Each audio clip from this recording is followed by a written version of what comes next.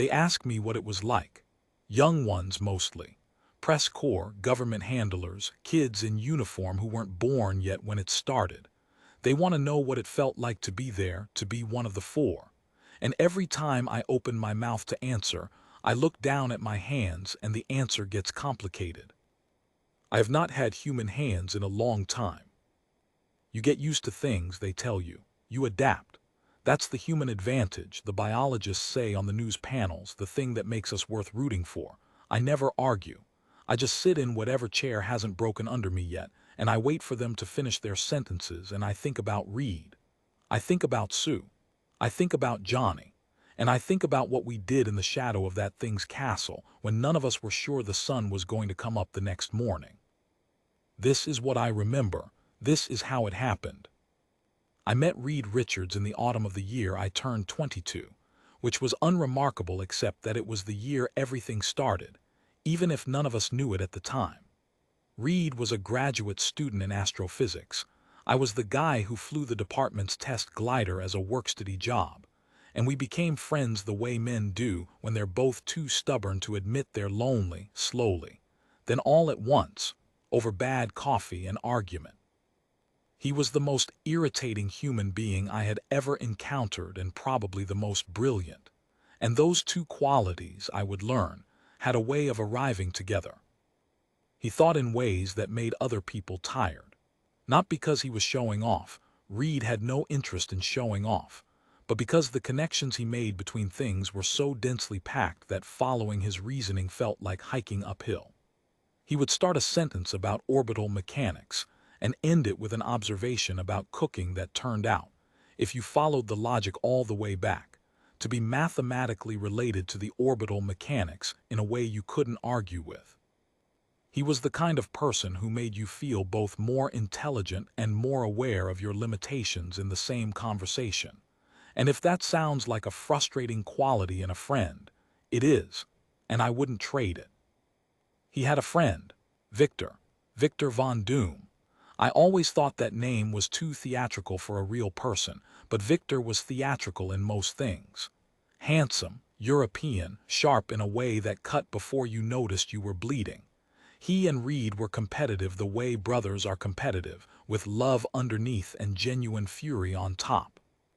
They had a theory together about a phenomenon they called the Colossus event, a comet-borne energy surge that passed through our solar system on a long orbital cycle, and they wanted to tap it, harness it, translate its radiation into something usable.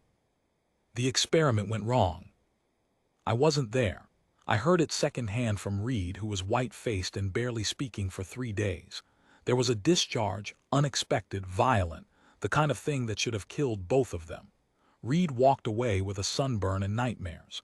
Victor walked away with something considerably worse. The scarring was extensive. It went beyond what flesh should be able to absorb and keep the person intact. He disappeared from the university that winter.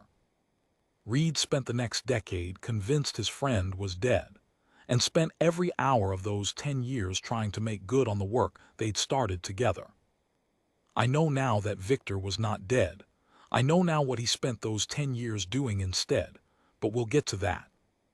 The four of us came together the way teams always come together, not by design, but because the problem got big enough that any one person couldn't hold it alone. Reed needed a pilot for the mission. I was the best available. Sue Storm, who had known Reed since she was a girl, her mother had run the boarding house where he rented a room during his dissertation, was lead researcher on the energy containment team. Her brother Johnny had no formal credentials that would have passed any normal vetting process, but he could fly. He was fearless to the point of recklessness, and Sue vouched for him. I didn't like him much in the beginning. I came around. The mission was straightforward in the way that only sounds straightforward from a distance. Rendezvous with the Colossus phenomenon in low orbit, record its energy signature at range, collect radiation samples via unmanned probe. The theory was that this time, with 10 more years of calculation and a purpose-built collector array, they'd get the data Reed had been chasing without anyone getting hurt. The launch went clean. I remember the way the atmosphere thinned below us and the black came in at the edges, gradual and then total, and how even after dozens of flights it still did something to the chest to see the curve of the earth laid out underneath, you like something a god might look at while deciding whether to keep it. We never reached the rendezvous coordinate. The Colossus was not what the models predicted. It wasn't a comet. It wasn't a natural phenomenon. We understood that in the first 30 seconds of contact, when the sensors started reading geometries that natural radiative bodies do not produce, and Reed went very still in the way he got when something was both terrifying and fascinating at the same time. The object that hit us was not random energy. It was directed. It was, in some sense we still argue about in the academic literature, intentional. The hull lost integrity. All four of us were hit. The last thing I remember before the blackout was the sound of Sue's voice saying Reed's name, and then nothing, and then a long time of nothing, and then the return atmosphere burn that felt like being pressed flat by a giant's palm, and then ground. They found us 3 days later. One of the emergency transponders had survived the re-entry, and a search team from the recovery base got to us before the exposure could finish what the Colossus started. Reed was alive. Sue was alive. Johnny was alive. I was alive, which in the weeks that followed I would not always be certain was a blessing. The changes were not immediate. They came on slowly like a tide. Reed noticed his first, the way his fingers could extend past their natural range when he reached for something, more than was possible, far more, and then retract as if nothing had happened. He said nothing for 2 days. He's like that. He turns a problem in his mind until he has a complete theory, and only then does he say it out loud, because in his view an incomplete theory is more dangerous than silence. Sue's change was different. She would be in the room and then somehow not be in the room and then be back, and she couldn't explain it except to say that she had been thinking very hard about not wanting to be seen. The first time she generated a field, a hard, curved wall of force between herself and the lab bench when an experiment ran away from her. She stood and looked at it for a long time without speaking and then said, very quietly, "Oh, just that." Johnny's change announced itself the way Johnny announced most things, loud, visible, and at the worst possible moment. He had been complaining about feeling overheated for a week. One night in the recovery facility, he woke the entire floor when his bed sheets caught fire, and he was standing in the center of the room, entirely unhurt, entirely on fire, staring at his own hands with an expression I can only describe as delighted. He was 21 years old. Of course he was delighted. Mine was the hardest to look at. I understood that from the faces of the medical staff, who had years of training in not showing what they were feeling and showed it anyway. The physical change had been complete by the time I regained full consciousness. The thing in the mirror was not what I was used to. The word they eventually settled on for what I had become was imprecise but sufficient. I was harder, denser. The cells had restructured themselves into something with the tensile properties of industrial stone, layered in a way that had no natural precedent. I could not be cut by anything they tried. I could not be burned. My strength was not something anyone had a good unit of measurement for, because I kept exceeding the capacity of their instruments. I was strong in the way a geological event is strong, not aggressive, not fast, just implacable. I spent 3 weeks not looking in mirrors after that. 3 weeks of Reed talking to me through the door of whatever room I'd taken myself to, his voice patient, not pitying, telling me what the science said, what the data suggested, what the possibilities were. I didn't want possibilities. I wanted my hands back.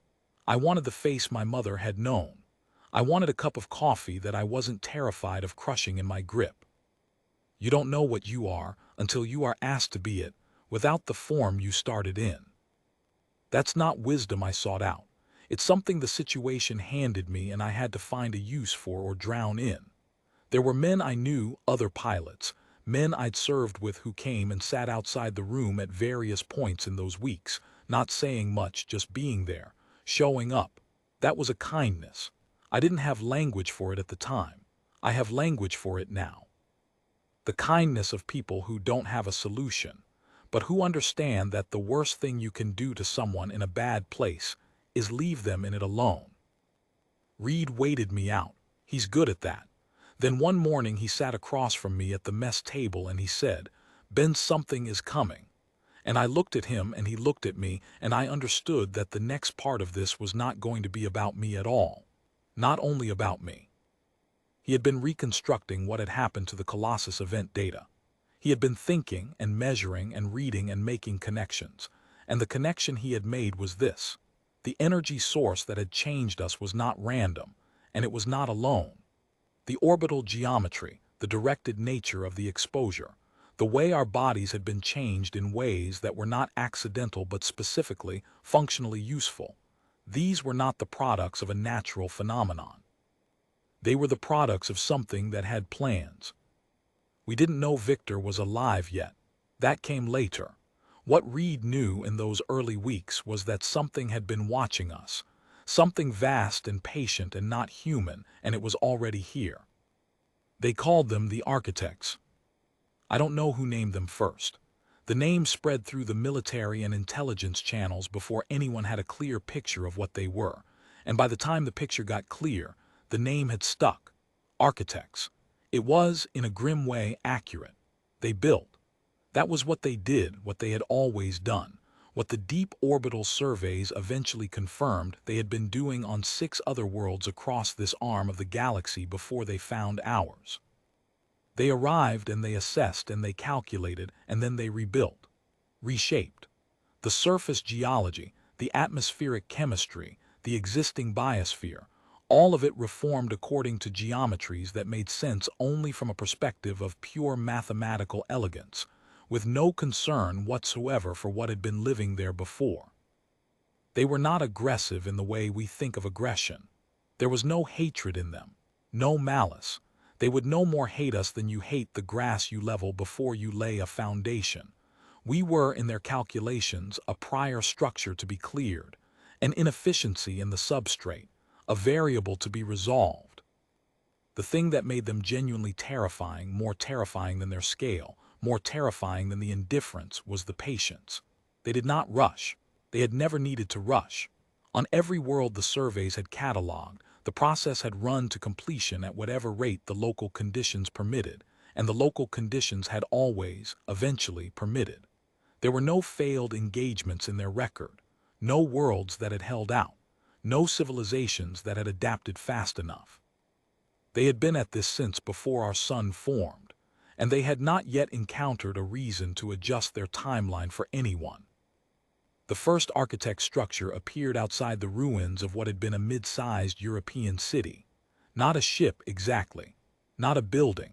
Something between the two, a complex of interlocking angular forms in a dark mineral composite that had no natural equivalent in Earth's crust, rising from ground level to a height that put its upper sections above most of the cloud layer. Perfect right angles, perfect ratios. The kind of beauty that makes you cold, because it has no room in it for anything warm. Within 6 months, there were 11 such structures on 4 continents. Within a year, the number had passed 40, and the major governments had stopped publishing the updated count, because the updated count was not helping anyone's morale. The military engaged them, of course. The military engages everything. Conventional munitions were absorbed or redirected. Heavier ordnance bought time days, sometimes not weeks, before the architects simply rebuilt around the damage. They communicated after a fashion. Mathematical sequences in radio frequencies, in modulated light, in ground vibrations. The meaning, once the linguists and mathematicians had spent a year with it, was not ambiguous. They were not interested in negotiation. They were not interested in our survival as a distinct category of entity. They were interested in the efficient completion of their work. The engagement reports made for grim reading. The pilots and soldiers and crews who went in against the structures were not cowards. They were the best we had, trained to a standard that would have been exceptional against any conventional adversary. They did everything right. The structures did not care. A force that doesn't care is different from a force that is simply more powerful. Against a more powerful enemy, there are pressure points, costs that can be imposed, calculations that can be changed. Against a force that simply does not register the imposition of costs, you are fighting the tide. The tide does not negotiate. Our losses in the first 18 months were significant, not catastrophic. The architects were not interested in destroying us specifically, only in proceeding with their work, and their work advanced methodically outward from the established structure sites in ways that were predictable if not preventable. But the population relocations, the loss of infrastructure, the compounding economic and logistical strain of maintaining any kind of coherent response, these were their own kind of attrition. You don't need to kill a civilization to end it. You can simply make it untenable. Reed sat with that translation for a long time. Then he said, "We have advantages they haven't accounted for." This was how he always started. Not with fear, not with despair, not with the political speeches about humanity's indomitable spirit that the government kept issuing from whatever secure location the government had retreated to that week. Just, we have advantages they haven't accounted for, as if it were a math problem, as if the solution were already somewhere in the numbers, waiting to be found. I believed him, not because I understood all of his reasoning, because I had watched him sit across from the worst news of his professional life and treat it as a data set. I had watched Sue stand in a hospital corridor after the changes set in and look at the impossible things she could do and say, "Oh," and start figuring out what it meant. I had watched Johnny, who had never been serious about anything in his life, grow quiet and focused in a way that reminded me of pilots I had known. The ones who stayed calm when the airframe was coming apart, who saved everyone else by being willing to do the thing no one else would do. I had watched myself stop flinching at the mirror. There is a version of this story where I tell you about the politics and the command structures and the weeks of briefings and the months of preparation. I could tell you all of it, but the part that matters, the part that changed anything, was not in any of the briefings. It was in what the four of us had become and what we were willing to do with it. Victor made contact 6 weeks before the Latveria operation. He sent a message through channels he had no legitimate access to, which told us several things at once about what he had been doing since we'd believed him dead. The message reached Reed directly, and Reed came to the rest of us with it that same night. Victor was alive. Victor had spent the past decade not grieving his own disfigurement but building on it, acquiring resources, acquiring technology, acquiring influence in the power structures that were already operating in the margins of the crisis, the ones who saw the architects not as an extinction event but as leverage. He had a castle in Latveria, in the mountain country. He had followers, arms, and a working prototype of a directed energy cannon of considerable scale. He also had a piece of the Colossus, a crystalline fragment that had come down in the same retrieval corridor as our craft, that his people had recovered before any government agency got there. According to his own data, the crystal was the key to the laser cannon's range and power. Without it, the weapon was an oversized laboratory curiosity. With it aimed at the main architect structure outside what was left of the nearest major population center, it would produce an effect comparable to a significant geological event at the target site. Reed was quiet for a long time after he finished reading. I said, "He's going to use it on the city." "Yes," Reed said. "Because the main structure is adjacent to the population zone, and he doesn't see that as a complication." Apparently not. We all sat with that for a moment. Outside the facility windows, the sky to the east had the faint luminescent quality it had developed over the past months. The architect's structures put off a light pollution in the mineral spectrum that didn't behave like light from any natural source. You got used to it, the way you got used to most things you couldn't change, but it never stopped being wrong. "So we have to stop him too," Johnny said. He wasn't smiling. He had his arms folded on the table in front of him, and he was looking at the surface of the table with the flat expression he got when he was thinking hard, the one that still surprised me because it didn't match the face people expected to see on him. "Same trip. We go to the castle, we take the diamond, we keep the cannon from firing. And we deal with the main architect structure before his shot clears the problem for him by destroying everything in a 12-kilometer radius, Sue said. Yes to all of it, Reed said. Any of us have a plan for that last part? Reed looked at me. I looked at Reed. We had been friends for long enough that we could have a fairly complete conversation without saying anything. We'll figure it out when we get there, I said. Sue put her face in her hands briefly. Then she raised it again and said, All right, when do we leave? The road to Latveria was not the kind of road you take in a standard vehicle. The architects had been at work on the infrastructure of the lowlands for months, and what had been transit corridors were now something else, partially restructured, angular. The geometry of the landscape altered in ways that felt like a visual migraine if you looked at them too long. Their preference was for mineral density and angular precision, and they imposed it on whatever surface they worked on. The trees along the route were gone. The soil was compressed into aggregate. The bridges had been restructured into load-bearing forms that were more efficient than anything humans had built, but that looked, from underneath, like the inside of a machine. Reed drove. He liked driving. He said it helped him think. Sue was in the passenger seat with a tablet full of structural data on the castle layout that Victor had not known we had. Johnny was in the back, quiet, which I had learned to interpret as a sign that he was serious. I took up most of the remaining space in the vehicle and tried to be less aware of my own weight than usual. We talked about what we knew.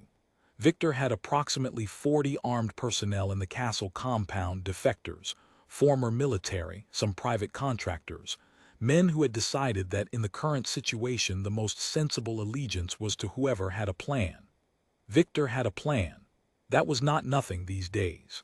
The cannon was housed in the lower compound, in a structure built into the mountain's foundation. The crystal, the piece of the Colossus, was in the primary lab, which occupied the castle's upper level. Reed could not confirm exactly how much time we had before Victor attempted his shot, but the energy readings from Victor's own data suggested the cannon was close to full charge. Days, not weeks. And the main architect structure was 9 kilometers from the castle's outer wall, and growing. I had seen them up close once before.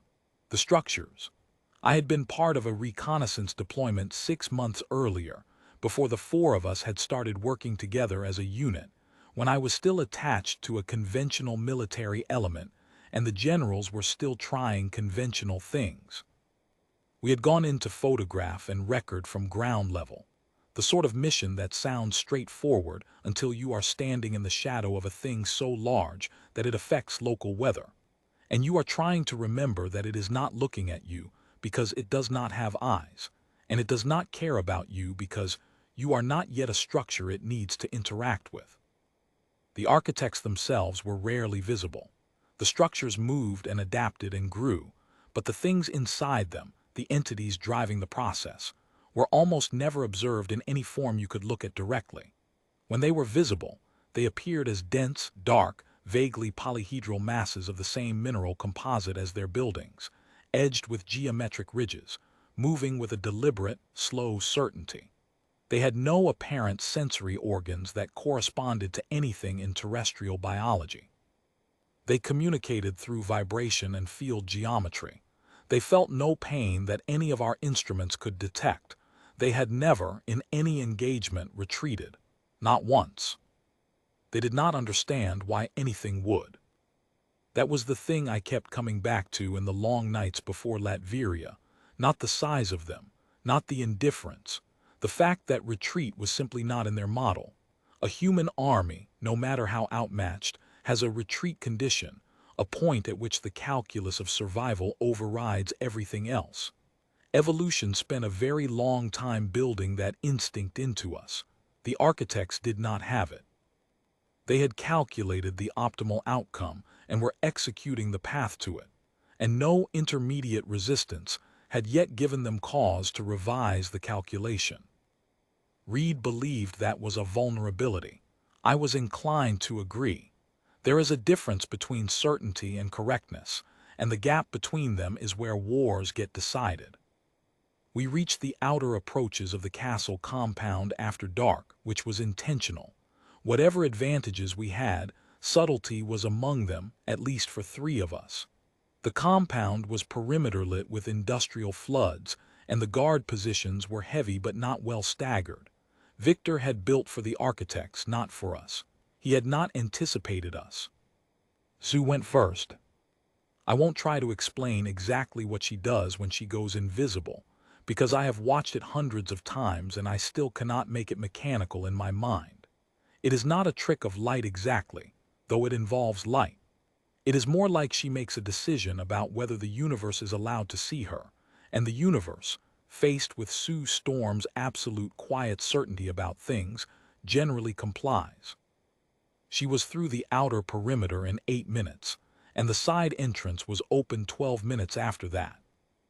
We moved through the castle the way Reed had planned, Reed and Sue together through the interior, Johnny holding the outer perimeter, and ready to move the moment any alarm went up, and me directly to the lower compound, the cannon room, because if Victor's people decided to accelerate the timeline, the cannon was the only thing that needed to be stopped, and stopping things was something I was reasonably well suited for.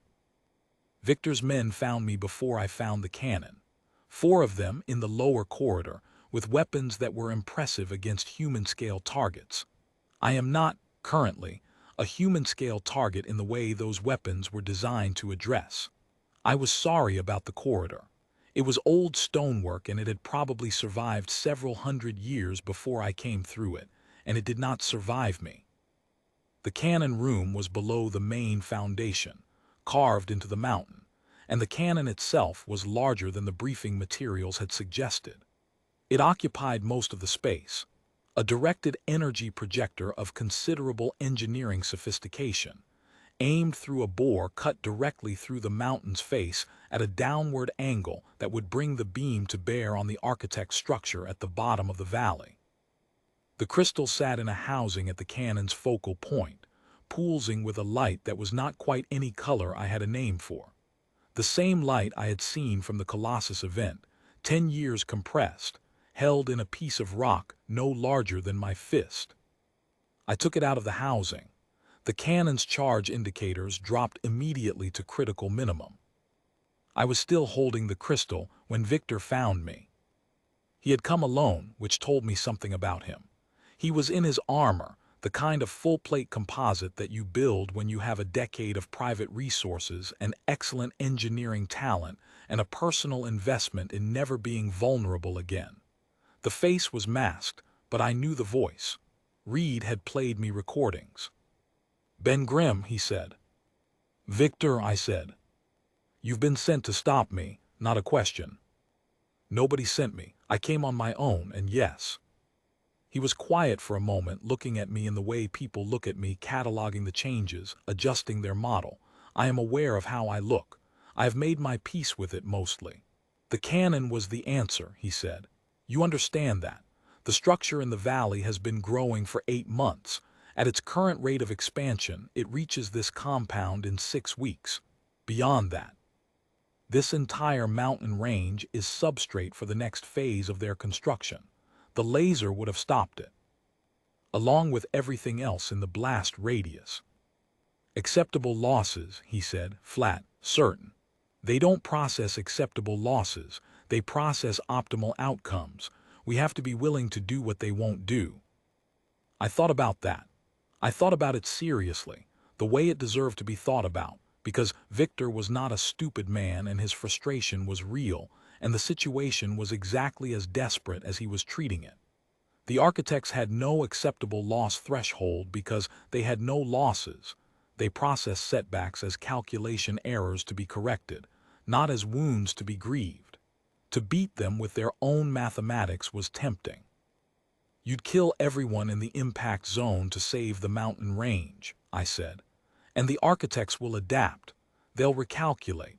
And you'll need a bigger shot next time and more people will be in the blast radius, and you'll calculate that those losses are acceptable too. And at what point are you different from them?"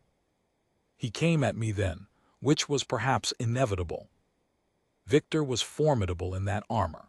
I had been told he was formidable.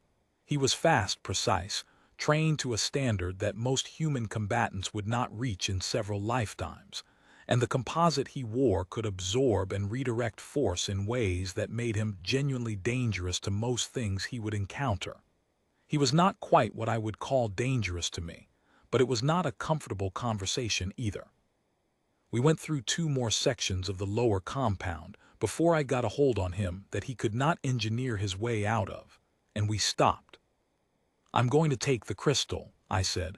"We're going to do this another way." He was breathing hard, so was I, which was more of a surprise to me than it should have been. "There is no other way," he said. "Reed thinks there is." There was a silence, and then, in a different voice, older, quieter, something like the voice of the man he had been before the scarring, before the decade of building and planning and fury. "Reed is always sure there's another way. He usually finds one." Another silence. Above us, through the stone, I could hear sounds that suggested Johnny had started being loud in the perimeter, which meant the schedule had accelerated. "If he's wrong," Victor said, "you've condemned this region and everything in it." "If you're wrong," I said, "you've condemned everyone in the blast zone and this region and everything in it anyway. At least Reed's wrong quietly." I left him there, not comfortable, not happy, but contained. I had the crystal. I had the crystal, and I had very limited time, and I needed to find Reed. The architect's structure had extended a processing tendril to the base of the mountain while we were inside. I could see it from the upper compound when I came out, a slow, methodical extrusion of the mineral composite, dark and precise, moving with the unhurried certainty of something that had never had to hurry. It had not reached the compound perimeter yet. It would, by Reed's estimate, reach it before morning. Reed was in the upper lab. He had been there since Sue had gotten him through, and he had been thinking and working in the way he worked when the problem was the kind of problem that made most people stop thinking, with increasing focus, with fewer words, with the particular stillness he got when he was close to something. The lab was Victor's, full of Victor's work, and Reed moved through it with the efficiency of a man reading in his native language. Sue was watching the windows. The luminescence from the structure below had increased.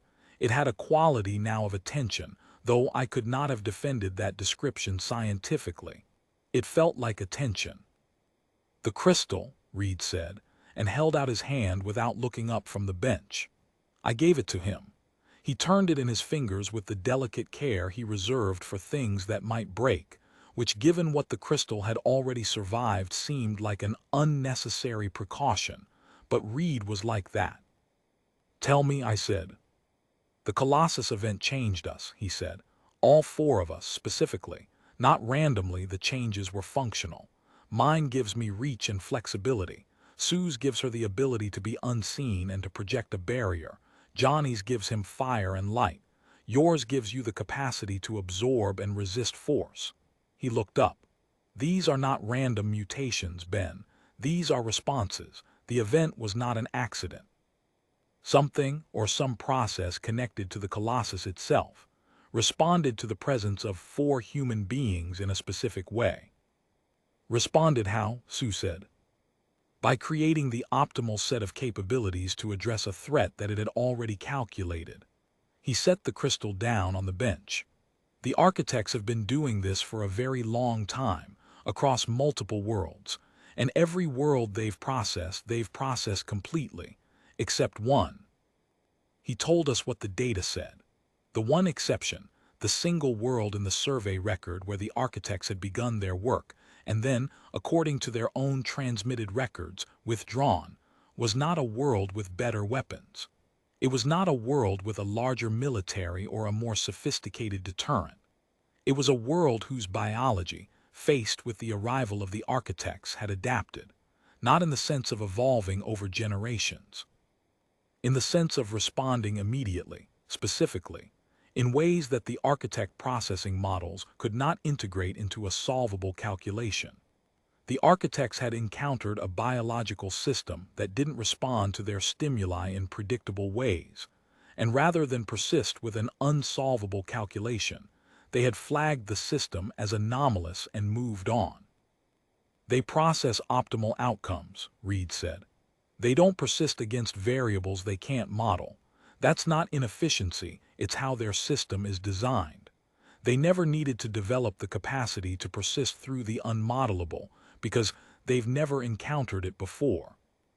And we're going to give them something unmodelable, Sue said. We already are, Reed said. He looked at the crystal again. This isn't just a power source, it's a communication medium. The Colossus is connected to the architect network, or it was before the fragment came down with us. If I can use it to introduce a calculation error at the source level of the structure's processing architecture. In plain language, I said.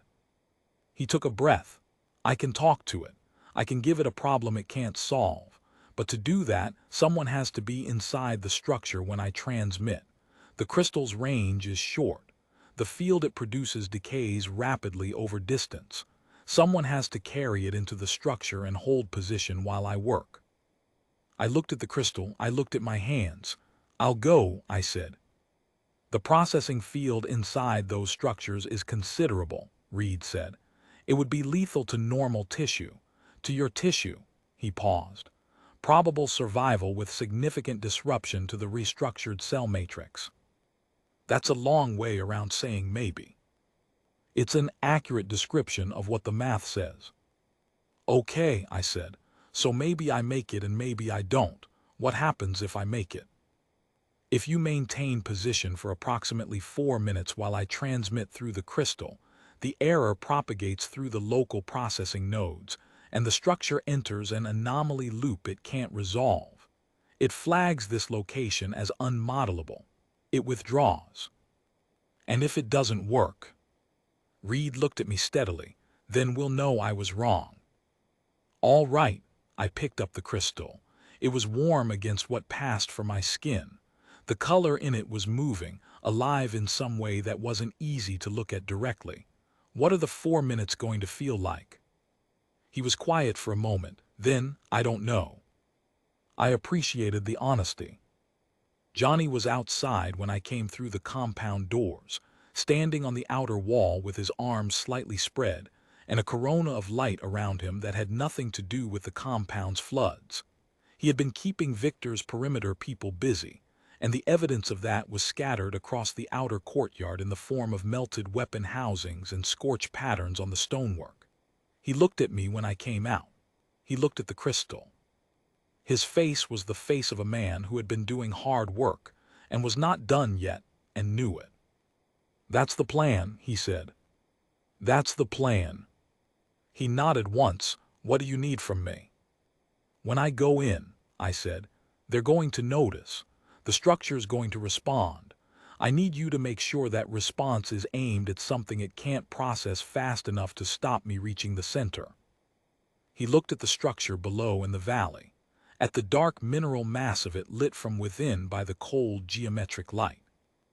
And he was quiet for a moment in the way he got quiet when he was about to do something that he knew he probably should be afraid of and wasn't.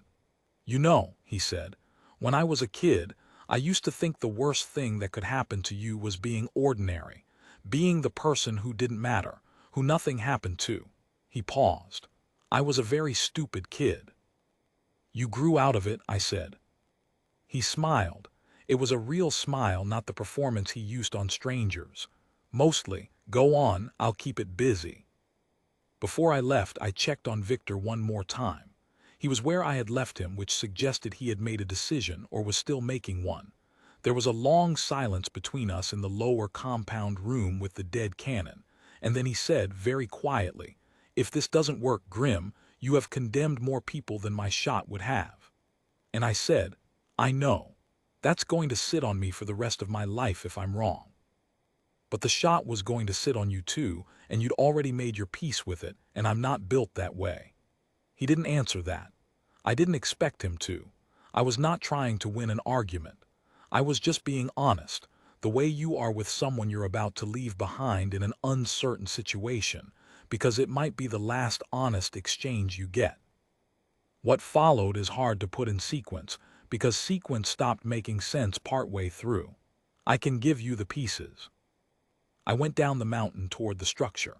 The tendril of composite material had reached the base of the slope by then, and the main body of the structure rose before me in the valley like a city turned on its side, all angles and in tension, lit from within by the process that never stopped.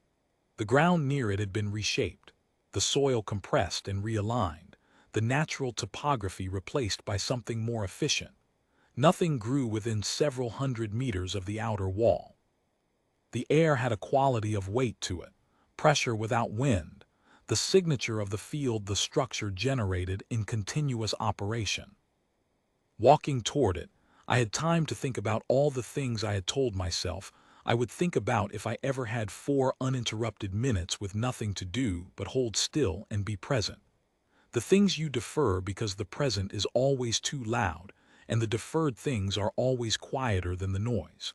You defer them long enough and they become background, not resolved, just accommodated. I had a lot of accommodated things. I was carrying them towards something that would either change the calculation or confirm that the calculation was final. And either way, I thought, it was time to stop accommodating and start deciding what I actually believed. I believed Reed was right. That was what I came down to. Not because I understood all the physics, because I knew the man, and the man had never yet brought me a theory he wasn't sure of, and his certainty had a different texture than hope. Hope has a trembling in it. Reed's certainty was quiet and flat and patient, the same way he was quiet and flat and patient when he was waiting for you to finish the question you couldn't quite articulate so he could answer it. I could feel the crystal getting warmer in my hand, or I was getting warmer. It was difficult to separate the two. Johnny hit it from the southwest, which was the angle with the best approach vector, and also, I suspected, the angle with the most spectacular visual effect. I did not see the beginning of it because I was already moving through the lower approaches of the structure's outer surface, looking for a way through a wall that was designed to have no ways through it. What I had was the simple physical fact that I could push against things that did not move for anyone else, and I applied that fact until there was a way. Inside the structure was nothing like inside a building. It was nothing like inside anything I had a prior frame for. The interior geometry was not architectural in any sense that corresponded to the housing of beings. There were no rooms, no corridors in the human sense, no spaces proportioned for movement or occupancy. It was all function. Structure supporting structure, mineral lattice interlocked in patterns that carried load and processed energy, and communicated in frequencies I couldn't hear but could feel in the modified bone structure of my chest. The light was everywhere and from no direction. The heat was considerable. The scale of it did something to your sense of perspective that I still have trouble articulating. Outside, the structure was incomprehensibly large. Inside, it was larger than the outside suggested it should be, which should have been physically impossible and probably was, by the rules of physics that applied to natural things. The rules here were not those rules. The architects had been engineering matter and energy for longer than our species had been thinking about matter and energy, and the interior of their work was a demonstration of that in every direction you looked. The lattice walls carried information the way nervous tissue carries signals. It was running, continuously, and you were inside the process, and the process did not care about you except as a variable it had not yet resolved. I thought, moving through it, this is what the world looks like to something that doesn't have the limitation of needing to be somewhere in particular. No up or down in the way those words meant to a creature standing on gravity. No inside or outside in the way those words meant to something that lived in spaces. Just function, in every direction, continuously. The crystal was warm. The warmth was spreading up my arm, into the structure of my chest, and it was not comfortable but it was purposeful. The way the ache in a joint before rain is purposeful. Your body telling you something about the conditions around you through channels older than language. I moved toward the center. I knew which direction it was, the way you know things in a fever dream, not by reasoning it out, but by some direct perception that bypassed the usual logic. The crystal was navigating, or I was following the crystal. The distinction didn't hold up under examination. They became aware of me somewhere in the second minute. I know this because the geometry changed.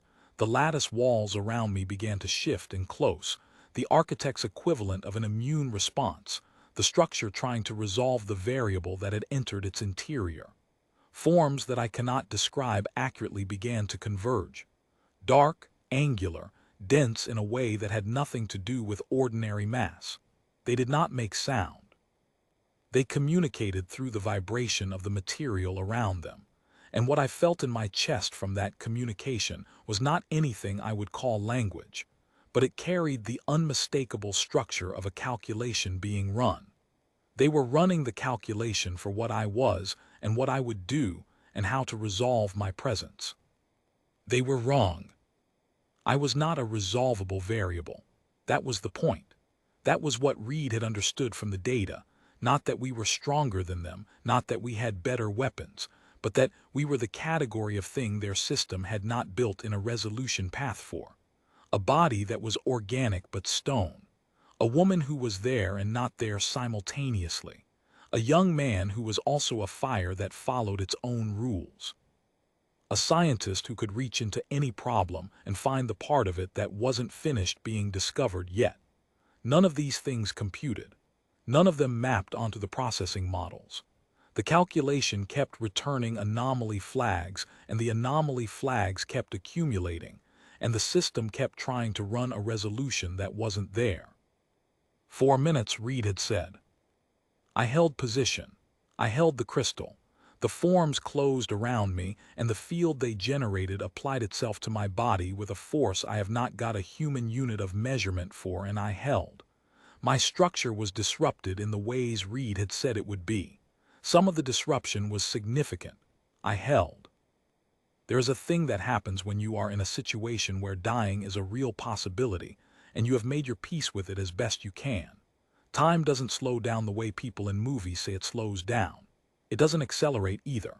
It becomes something else, not fast or slow, but very precise, each moment distinct and clear, the way a very cold morning makes edges sharp.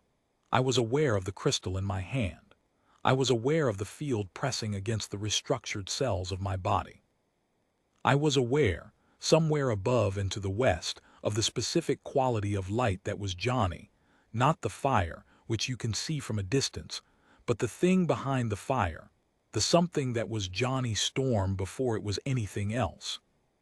The kid who was afraid of being ordinary and then found out the universe had extremely specific plans for him that had nothing to do with ordinary. I was aware of the processing forms around me attempting their calculation, and of the calculation not completing, and of the system attempting it again, differently, and the new attempt not completing either. And I was aware of myself, which was not something I was always comfortable being. I thought about Ben Grimm at 22. The pilot, the worksteady glider jockey, the guy who became friends with the most irritating person in the department because they were both too stubborn to admit they needed someone to argue with. I thought about the face in the mirror, the one I still missed on some mornings. I thought about what Reed had said once in the third week after the changes set in, when I had finally asked him what he thought had actually happened to me, what the science really said underneath all the hopeful framing. You weren't destroyed, Ben. You were restructured. Everything you were is still there. It's just that now it's also this. I was still thinking about that when the 4 minutes finished. Above me, through the composite walls, I could feel the heat of Johnny. Not the temperature, but the fact of him. The way a fire is more than combustion. The way what he had become was not just a body that burned, but something the architect's models had never encountered and could not enumerate. He was not attacking the structure. Not exactly. He was being himself at it, which is the only way I know to describe what Johnny does when he stops performing and just exists. And then the 4 minutes were done. I know they were done because the crystal went cold in my hand, and the forms around me stopped moving, and there was a change in the vibration of the structure, not a shutdown, not a collapse, but a pause, a calculation interrupting itself, a system reaching a state it did not have a next step for. Then slowly, it began to withdraw. Not to collapse, not to die in any sense that matched that word. The architects do not die in the way living things die. They calculate, and when the calculation cannot complete, they flag the input as anomalous and remove it from the active workset. This system, this structure, this 9-kilometer complex of mineral geometry and cold certainty, it flagged us. Flagged the mountain, the compound, the valley, this small piece of unremarkable European geography, where 4 changed human beings had stood their ground and refused to be solved for. The tendril retracted. The structure's outer sections began to draw inward. In the valley, slowly, something that had taken 8 months to grow began 8 months of leaving. I sat down on the interior floor of the structure, which was already becoming less interior as the walls drew back around me, and I waited for Reed's voice in my earpiece, and when it came it said, "Ben, are you intact?" I thought about that for a moment. "Define intact," I said. He laughed. He doesn't laugh often, it's not a performance with Reed. It's a real thing that comes out when the calculation completes, and the answer is better than expected. I had heard that laugh maybe 15 times in all the years I had known him. This was one of the 15. "Get out of there," he said. "The structure is going to be unstable as the withdrawal proceeds." I got out. The sun came up over the mountains while the structure was still retreating, and the light it threw across the valley was ordinary, warm and directional and comprehensible, the kind of light that had no geometry in it, no intention, just the old simple fact of a star illuminating a planet. Johnny was sitting on a rock outcropping above the valley with his arms on his knees, watching the withdrawal, looking tired in the way he looked when he had been burning for a long time. Sue was beside him with one hand on his shoulder, which was a significant gesture for Sue, who was precise about contact. Reed was standing a few meters away with his tablet, recording everything, because Reed would record his own funeral if there was data to be gathered from it. I went and sat near Johnny on the rock, which creaked under me in the way rocks sometimes do. I watched the structure withdrawing in the early light. "Is it going to come back?" Johnny asked. "Reed says no," I said. "This location is flagged. In their system, this place doesn't resolve. They'll root around it." "The other structures?" "Not yet. This was one location. But the calculation error propagates through the network. Reed's working on what that means for the rest. He thinks it's the first domino." Johnny nodded slowly. He was quiet for a while. The valley below us was beginning to look like a valley again. The compressed aggregate was already cracking at the edges where the architect's field had withdrawn, the first indication that whatever was under it was still there, still patient, still capable of coming back. Grass takes time, but grass comes back. "Ben," he said.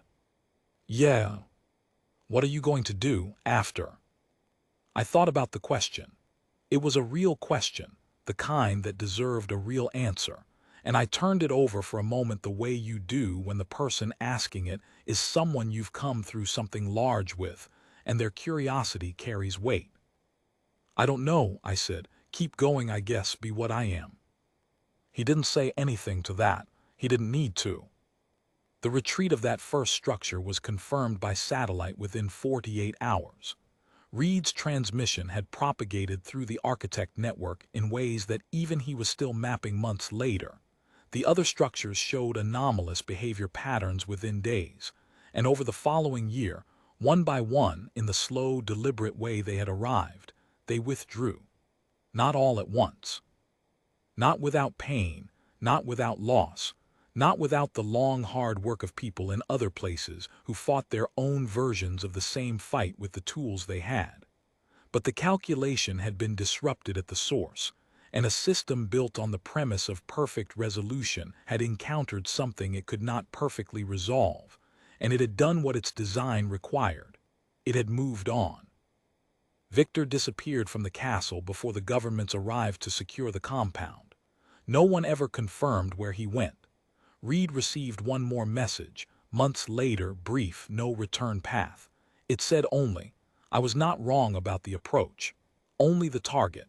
And then silence, which might have been retreat or might have been recalculation, and I was never sure which, and I suspect Reed was not either, though he never said so.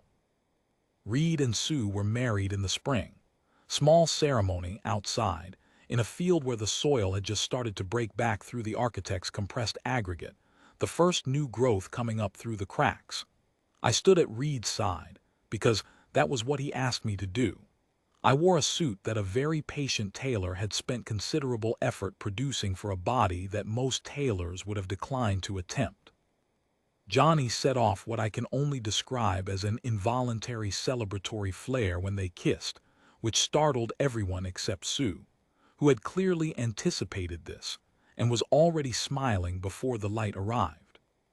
It was a good day, one of the better ones. They asked me what it was like. It was like most things that matter, I tell them. It was terrible and necessary, and I would do it again tomorrow. It cost things that cost things still. There are mornings I wake up and the mirror is a problem again, and there are nights I miss the hands I was born with in a way that doesn't have a resolution. But you carry what you carry, and you find out what you can be made into when the thing doing the making has run out of patience. And if you're lucky, you find 3 other people as strange and specific and impossible to resolve as you are, and you stand with them in the gap between what can be calculated and what cannot. The architects built worlds according to perfect geometries. They had been doing it for longer than our civilization has been counting time, and they encountered 4 people who could not be reduced to a clean variable, and they encountered the way those people refused, and they moved on. I think about that sometimes, on the hard mornings. The fact that the thing which saved us was not our strength or our firepower or our technology, but our fundamental resistance to being solved for. The way a human being, when pushed all the way to the wall, turns out to be something that none of the available equations cover.